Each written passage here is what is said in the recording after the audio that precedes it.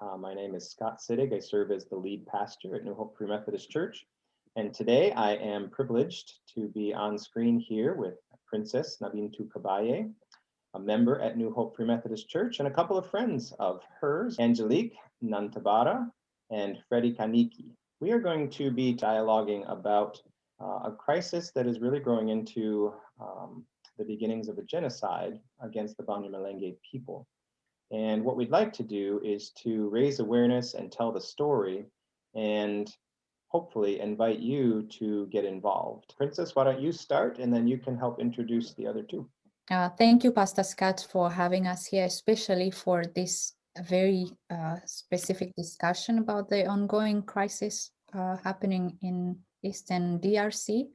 My name is Princesse Nabintu-Kabaya, and I'm here with my friends Freddy Taniki and Angelique Tantabara. I'm going to give them a chance to tell them about themselves. So Freddy, why don't you go first?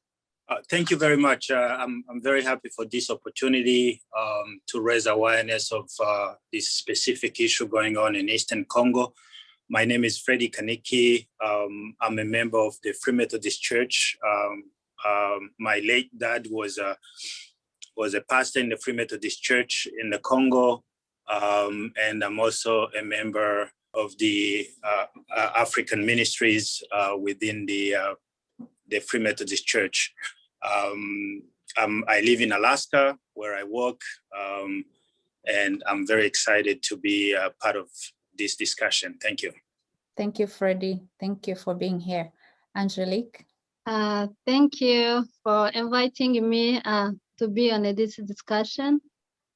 I am happy to be invited. As you said, my name is Angelique Tantabara.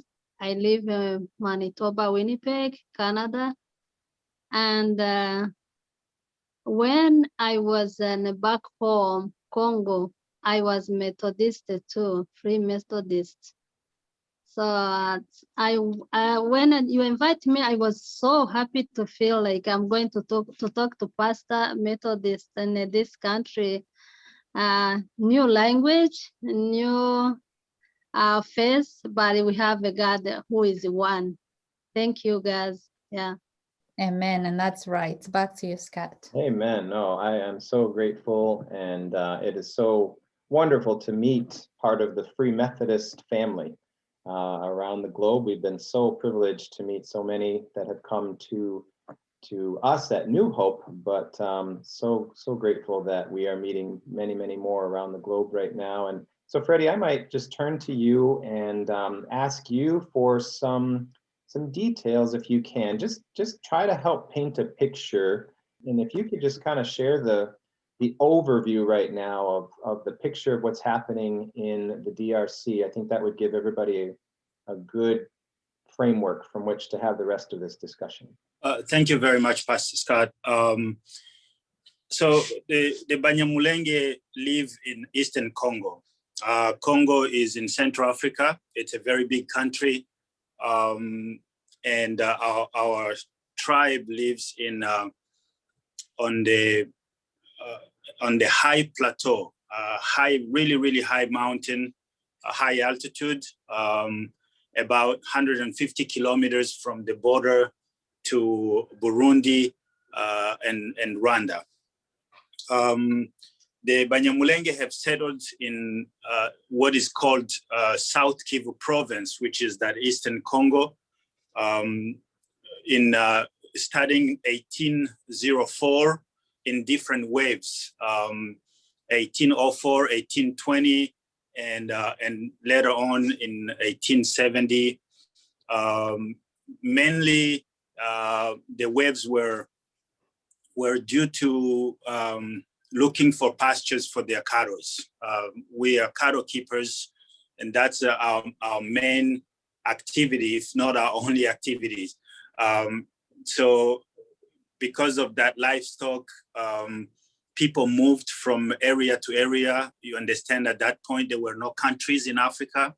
There were just different kingdoms in different areas. So it's our understanding that some of our grandparents came from Burundi, some came from Tanzania, and some came from Rwanda. And they settled in Eastern Congo. Another wave came in 1859 due to some violence in the king. There were some conflicts in the kingdom of Rwanda, and a part of that kingdom flee from that specific king, and because of that, some of those people migrated towards what will later become Congo. So that whole migration was way before the split of Africa into different countries that happened in the Berlin Conference in 1885. So by the time Africa was divided into countries, Banyamulenge were in the Congo. It's well documented in many books of Belgian books prior to independence or during colonization. So when Congo was under the Belgian colony, the Banyamulenge were part of the many tribes in Eastern Congo or in the entire Congo. Towards the end, during independence, Congo went through some civil unrest, and there was a split between the neighboring tribes that went into the rebel group, and the Banyamulenge sided with the government. That was the first official war that is called the Mulele. The chair or the instigator of that war was named Pierre Mulele, and so that war is called the War of Mulele. This is 1964 through 1968. At that point, the conflict began. Prior to that, there were very minor conflicts between people who cultivate the land and people who are cattle keepers. There are always those conflicts, but nothing major, nothing to the extent of killing each other, burning villages, or anything to that magnitude. So around in 1964 through 1968, during the War of Mulele, politically it was between the rebel groups and the government. However, the way it pictured itself in that region, it was more the Banyamulenge that sided with the government and the other tribes that sided with the Mulele. And at that point, the conflict became really deep. And from then, we were labeled Rwandese. We were labeled that we did not belong to Congo. We were not citizens because we are Tutsi and we look like the Tutsis in Rwanda, which is something that doesn't really make sense, because there are Tutsi in Burundi, there are Tutsi in Rwanda, there are Tutsi in northern Kivu, there are Tutsis called Hema in Ituri, and Tutsi have different names. In Uganda, there are Tutsis, they have different name. In Kenya, there are Maasais who are Tutsi, or what you call Nilotics. And so that became, the conflict started there. But the conflicts were, after that war ended in 1968, there was a relative peace until 1994, after the genocide in Rwanda. All the Hutus and the former regime in Rwanda that crossed the border into Congo, they started killing Tutsis in the Congo. They started killing the Banyamulenge. We couldn't travel anymore, or you go into a public bus, they stop the bus, they pull you out because you look like you look different. You are from a tribe that looks like the ones they were fleeing from in Rwanda. So they started killing. That's where my family died. Actually, they killed my father and 3 brothers the same day, because they just looked different from them. They were Tutsi, and so there are many stories of horrible things happening to people just because of what they look like or their faces. So that led to the war of 1996. And ever since, it has been war after war. We have never felt accepted, tolerated even, or we have not enjoyed the rights of citizens in that country. We feel like we are just a patch that's attached to Congo, but we're not part of the social tissue of Congo. This current crisis started in April 2017 in Bijombo, which is in Uvira territory, between just 2 local chiefs, the local chief of Banyamulenge and the local chief of Bafulero, and it escalated. At the beginning, it started like something just between 2 villages, but little did we know that it was very well planned. It was a systematic plan to A, kill, B, burn villages, loot all the cows, and burn the fields. They usually cultivate corn and beans, and put fire on everything that can help them come back to live in those villages anymore again. So for the last 4 years, they have burned 325 villages, and 315,000 cows have been looted or killed. We have 160,000 people displaced. Some are in Kenya, Uganda, Rwanda, Burundi, and some are in refugee camps, internally displaced camps. So there are very few villages of the Banyamulenge that are left, mainly in Minembwe. Every other place, they live in refugee camp next to MONUSCO, which is the United Nations peacekeeping mission to protect them. So people who were living in their country, in the land, and live on their own, cultivate, lead a healthy life, are now confined in these refugee camps, live under tents, and protected by the UN. The fight is mainly between the Mai groups that are from the neighboring tribes against the Banyamulenge. And because we didn't have any militia group or any armed group, at the beginning, our village burned at a very, very high rate, like 3 villages a day, 4 villages a week, here and there. And it sent so many people outside the country. Right now, there are more Banyamulenge outside Congo than there are inside Congo. And it's a very, very sad story. I just want to make sure I give these statistics. There are 60 local Free Methodist church that were burned to the ground. There are 19 districts that are completely displaced.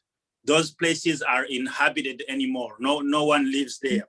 There are 7,093 church members that have moved away from where they used to live, either moving outside the area or move completely outside the country. Those are Free Methodist church members.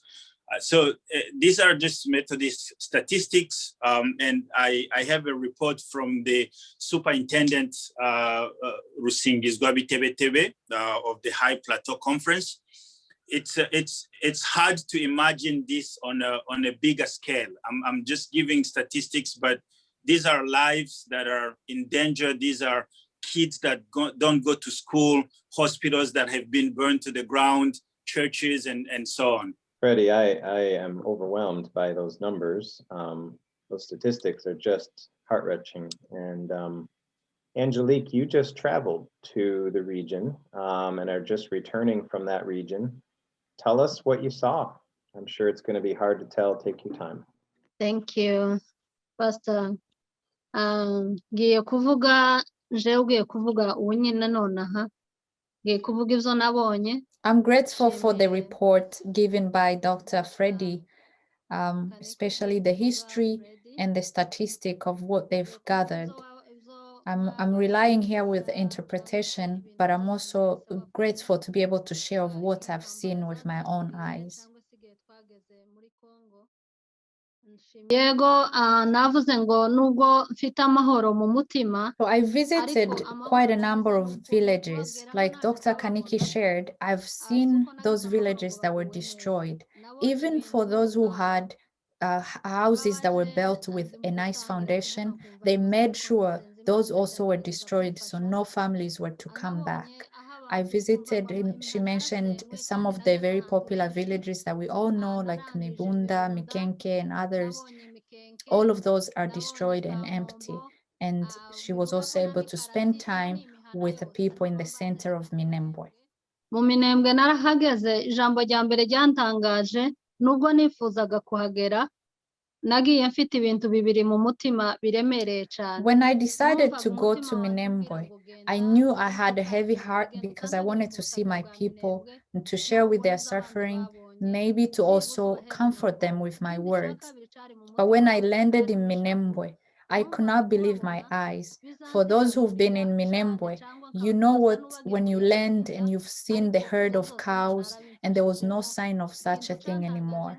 And then when you see the faces of people, the despair, the sorrow in their eyes, the way they've changed because of the hardship they've gone through. And like I said, all those villages that I visited, they were all villages that had churches, that had pastors. Some of them died, some of them are alive. And I could think of the God that we prayed in these mountains, the God that we save until today, and the sorrow and the hardship that we're going through. Bimaze kugenda gutyo nahageze, naganiriye na benshi, n'uwo umuyobozi w'ito w'amatorero. The God they have saved and the love they have for this country, they still believe on the promises that God will come and rescue them. Right now, they are living off of nothing. After villages are burnt, they move to the next village where it's somewhat safe, and 5 families are sharing a tiny home where they have no expectation of where food will come from, where clothes will come from. They no longer have their cattle or farms. And I had not seen anything, not even chickens, because that's what they used to have, the hens and all. And so it's only for the faith of what they believe in, and that's what it's sustaining them.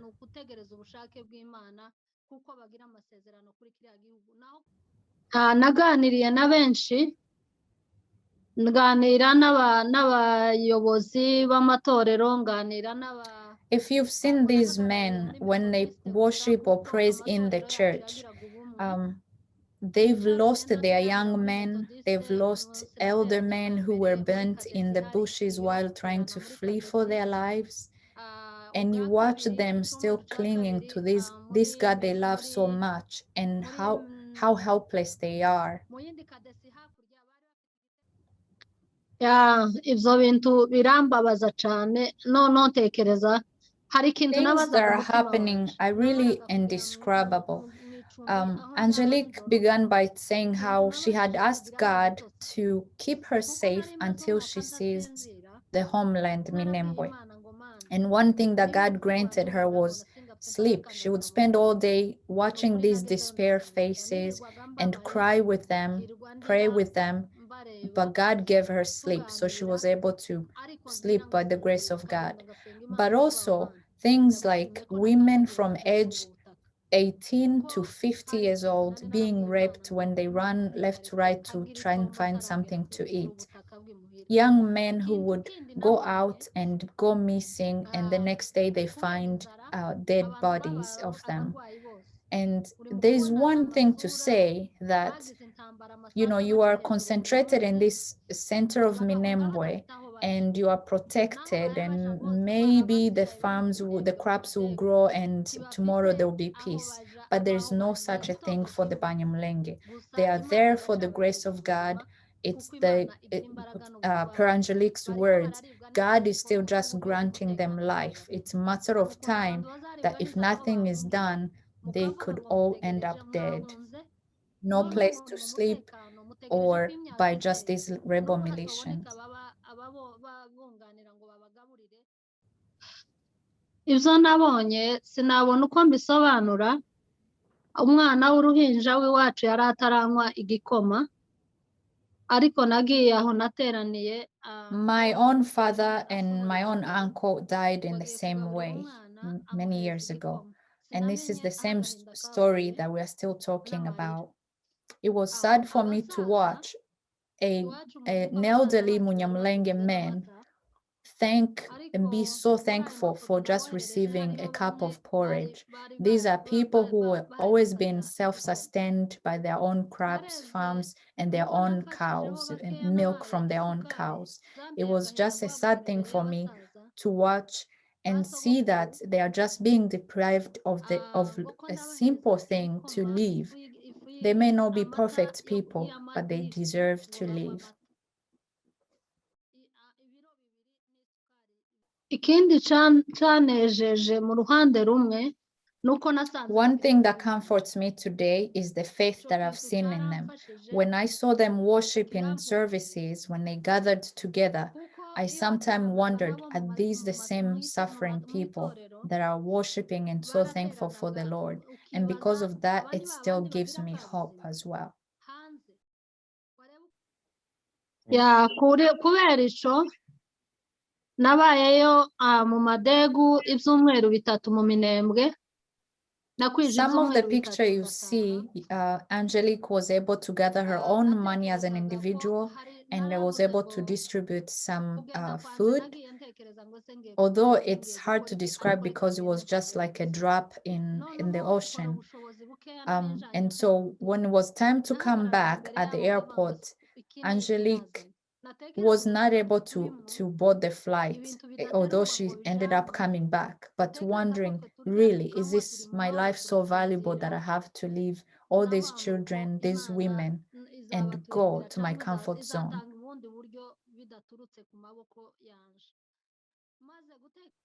Nubwo twabahorahozaga, nubwo nabaganirizaga, nagerageje kuganira n'abantu bose ibyo byumweru bitatu. It gave them so much hope to see me, that I'm sure. These people need so much, even counseling. They need someone to talk to. Angelique would spend from morning, sometimes with a lack of time to brush her teeth, and just talk, listen, comfort throughout the day. And so there's so much need, but also just showing up in any way has been so comforting to them. Kuko bafite abana bakeneye ishuri, bafite abapfakazi badafite ico bambara, bafite abakecuru badafite ico barya, ntibafite aho batuye, kandi abo bose noneho ku bumwe. Nkariya amafoto naberetse y'abantu bose abona akoranye nabo bagiye bava mu matorero yose. So when we're distributing help, these families, like we said, they're already living together. Yes, there are different church denomination, but like, for example, in Angelique's situation, some of the picture will show that she distributed food to widowed who just been widowed in the last 3 years with these crises, and also sugar and porridge to elderly. And these people are from all these churches. They just choose the ones that are really in need. and that's whom she was able to reach. bose ni abakristu bagiye bava mu matorero atandukanye kuko bari mu muhano umwe. Mwibutse ko twavuze ngo baraturanye noneho no mu mazu. Ku cyumweru gusa iyo bagiye gusenga niho bamenya ngo Methodist irasengera aha, Kadesi irasengera aha. Ariko mu bindi bikorwa z'ubufasha noneho iyo ubafashije urafasha nyine ugahamagara urya barya bagenewe ikibazo ufite ibyo ushaka gukemura. Thank you so much, Angelique. You're welcome. Thank you. Thank you so much. That is so helpful to just know the firsthand perspective and very recent what you're seeing and the ways that you've been able to help. Yeah, just overwhelming to hear the stories. Princess, I wonder if you could just kind of tag along on some of the work that is being done. Angelique mentioned a few things that she was able to do, and I know as a people around the globe, you're trying to raise awareness and do some things. What do you know? What is happening in terms of support, aid, awareness? Tell us some of what you think is, or what you know is happening. So, on a broader level in the Banyamulenge community, we're able to give a monthly contribution towards these crises, towards buying porridge and food, and sometimes even care, like medical care, if we can save a life. But most of the time they end up dying because they are unable to leave the place where they've been shot or cut, with machetes and stuff. But the biggest need is that there is no help. No one else is doing anything besides the Banyamulenge community. Like, we've cried, but sometimes it's like no one is hearing you. And so you find that the little that's getting to this individual is really coming from their own families and relatives. And people are encouraged to give, but some families have even a bigger burden when they're have their own, mothers or grandparents. And I have my own grandmas and my aunties. They're all still isolated in these areas. And many times they tell us how, we need that porridge, we're running out. We contribute on a broader level, but also still support the very close ones to us. It has always amazed me, and one of the members of our small group is a member of the Banyamulenge, and he shared with us recently how he's taken on a second job, maybe it was even a third job, to help raise some support just to be able to send some money back to Africa. And it's not as if all the needs are being met here, like I know families are struggling here in America. So, not only are you're struggling, many families here, but you're sending money back to help those who are probably even in worse situations. And yeah, that whole communal, everybody's going to take care of everybody else is such a rich model biblically and theologically, as well as just corporately. What are some things beyond just the humanitarian aid? What are some policies or some ways that we could help advocate to change the situation here? Right now, the immediate needs are more humanitarian than anything, but also raising awareness so that whoever can have influence on the government, the Congo government, to intervene so that this crisis can end. I don't think it's a matter of policies in the Congo, because all we are asking is the right to live.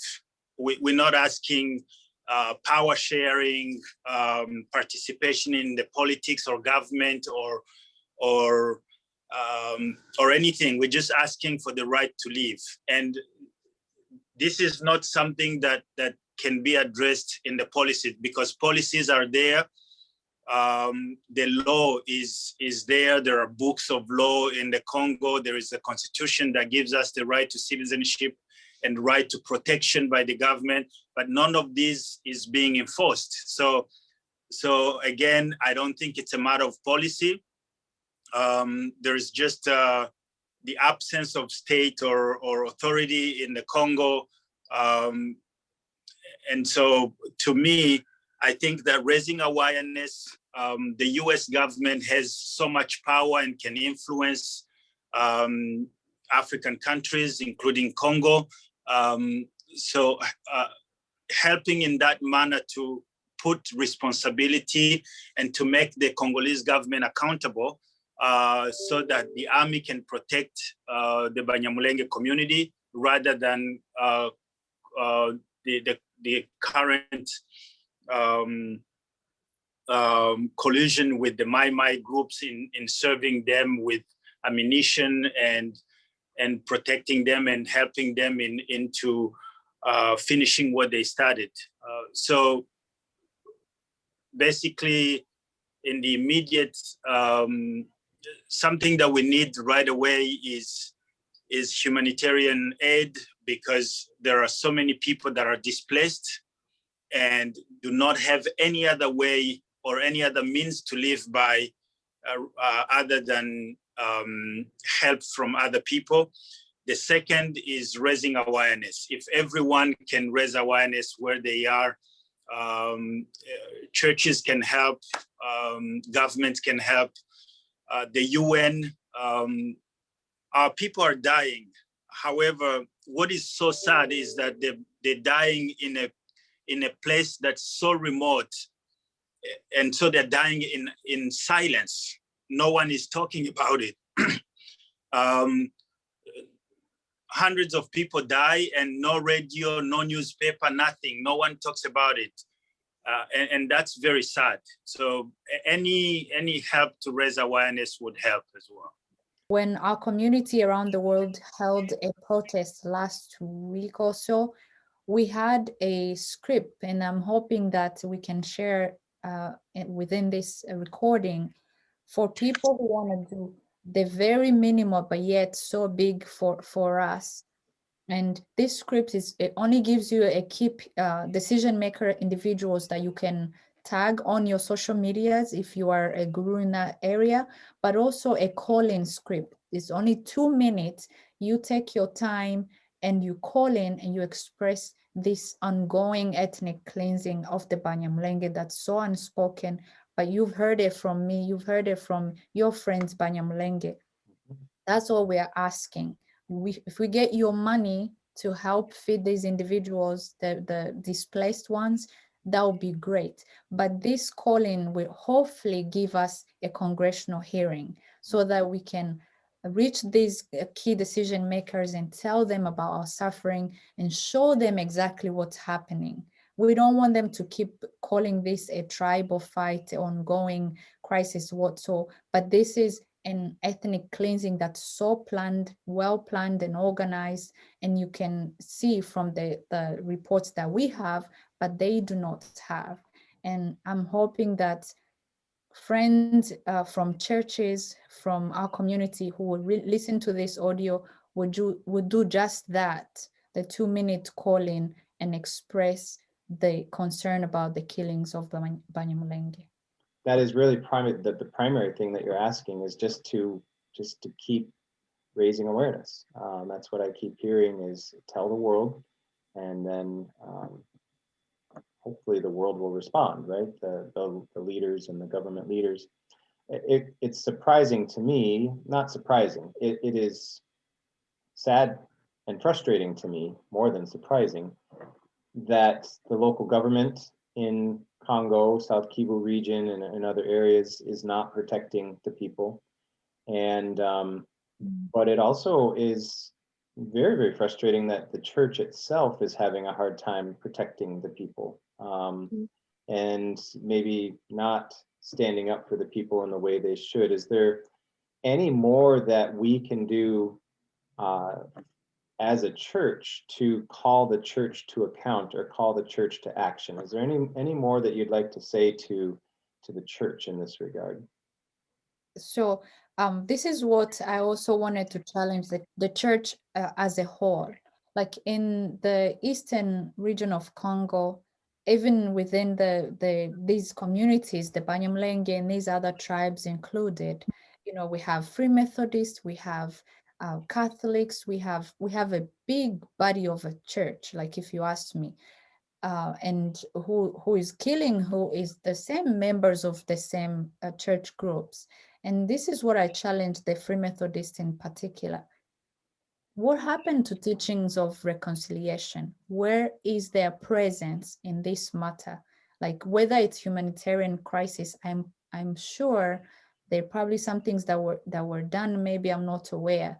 But I wanna say that if we're not seeing any writings about these killings, we should be hearing it from church at least. If any, you know, if it's not happening here, at least the church should be talking about reconciliation, should be happening.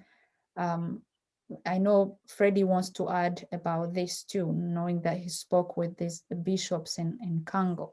But that's my challenge out to them, to make their presence known and do, you know, teach reconciliation, peace, unity, and even do the humanitarian work. Freddy, what would you add to that, just in terms of what you've heard from people on the ground there? I'm not a pastor, but I grew up, first of all, I'm a Christian, but also I grew up in the house of a pastor. As I said before, my dad was a Free Methodist church pastor from the time I was born to when he was killed. So I'm quite honest, I'm disappointed in the fact that I think there is the mission of the church is not just on a spiritual level. The church should be involved in everyday life for its members, but also for the world. If the scripture says we are the salt of the world, somehow, without being a theologian, I believe that it means that the church should play a role in making this world a better place to live. So in that manner, I think the church has failed its mission. I told you about 60 Banyamulenge Free Methodist churches that were burned to the ground. These are buildings, and they did not burn these churches without killing the members. Some of the members were killed. My question is, how many reports have we received from this side of the world about this happening? Nothing is being said. If the politicians choose to keep this under the table, making sure it doesn't go out, at least the church should speak, or should have spoken at this point. The fact that we have no report in the Free Methodist Church of these members of the church that have been killed, displaced, number of churches that have been burned to the ground, number of Free Methodist church schools and health centers that have been burned to the ground. None of this is in any report. That is very, very concerning and very even frustrating. The other thing is that we did talk through the African Immigrant Ministries, we did talk to a few pastors in the Free Methodist Church here, mainly to Superintendent John Lane from the Wabash district, Wabash conference. And he did raise some money in his conference, and he helped those displaced people. And this was back in January of 2020. From then, things have gotten worse, and we would like to see some broader scale, bigger scale intervention from the Free Methodist Church, even on the bishop levels. If one part of the church is suffering, the entire church should come together to help that part of the church in getting back together, getting back in shape, and that's by definition the church. And so we anticipate, we expect the church to play a much bigger role in denouncing these killings, raising awareness, and also providing some humanitarian assistance. Thank you. Well, that's very clear. That's very clear what we can be doing, and I really appreciate all of your time. This is really just the beginning of mobilizing an effort within our church locally, but also within our conference, within the American church, and then as citizens, just also putting leverage onto our legislators and our local government and that sort of a thing. So thank you. Thank you for sharing what are very, very difficult stories. Thank you for your honesty, for your transparency, and thank you for helping educate us. I can honestly say I had no idea of the magnitude or the scale. And those are stories that absolutely need to be told. God bless you all. God bless you. Bye. God bless you.